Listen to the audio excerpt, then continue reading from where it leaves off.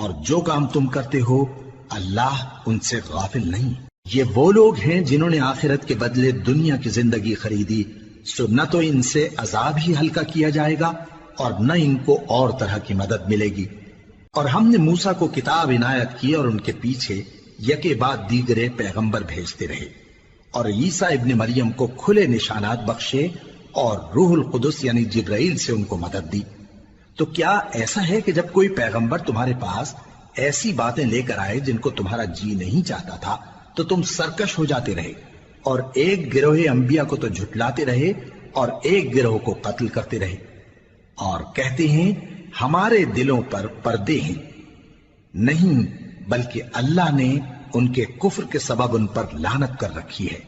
بس یہ تھوڑے ہی پر ایمان لاتے ہیں۔ اور جب اللہ کے ہاں سے ان کے پاس کتاب آئی جو ان کی آسمانی کتاب کی بھی تصدیق کرتی ہے، اور وہ پہلے ہمیشہ کافروں پر فتح مانگا کرتے تھے، پھر جس چیز کو وہ خوب پہچانتے تھے جب ان کے پاس آ پہنچی تو اس سے منکر ہو گئے، بس کافروں پر اللہ کی لعنت۔ جس چیز کے بدلے انہوں نے اپنے تئیں بیچ ڈالا وہ بہت بری ہے، یعنی اس جلن سے کہ اللہ اپنے بندوں میں سے جس پر چاہتا ہے اپنی مہربانی سے نازل فرماتا ہے۔ اللہ کی نازل کی ہوئی کتاب سے کفر کرنے لگے تو وہ اس کے غضب بالائے غضب میں مبتلا ہو گئے،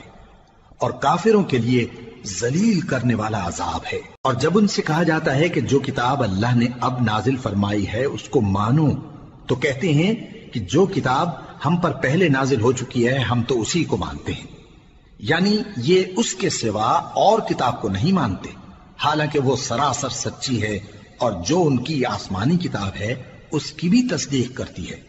ان سے کہہ دو کہ اگر تم صاحب ایمان ہوتے تو اللہ کے پیغمبروں کو پہلے ہی کیوں قتل کیا کرتے تھے؟ اور موسیٰ تمہارے پاس کھلے ہوئے معجزات لے کر آئے، پھر تم ان کے